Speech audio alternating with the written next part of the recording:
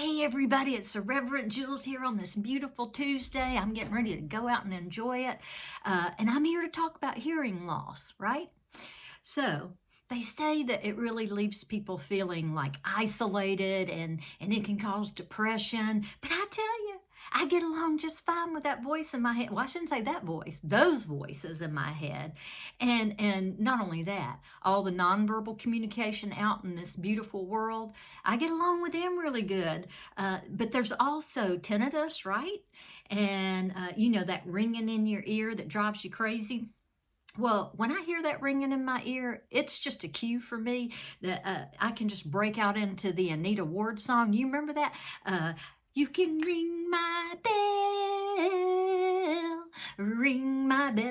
And I'm going to tell you, you sing that long enough and you just forget about the ringing altogether. So I don't even really have to tune people out because my ears do it for me. It's like selective hearing. And we used to do the saying when we were young, and maybe you did too, and we'd say, Twat, Twat, did you say? Can't you hear? No, I got an ear infection. Well, let me just say, well, now that's a true story for me, okay? And someone might drop the F-bomb, and I pull over for the fire truck, and there ain't one there. Or vice versa. So I suppose that's my karma for saying the ugly words and acting like I can't hear. Also, I want you to know I don't even need to tell you this because you know I don't have much of a filter. But sometimes I'll be telling a private story in a public setting, in a restaurant or somewhere.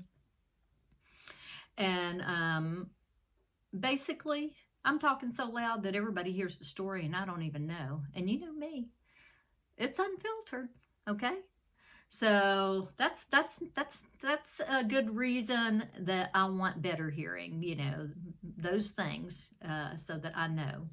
So I did a little research and learned about the ear and non-traditional causes of loss to see if I could find some options before I surrendered to having that big old hearing apparatus. And, it may have to do with the brain or the vagus nerve.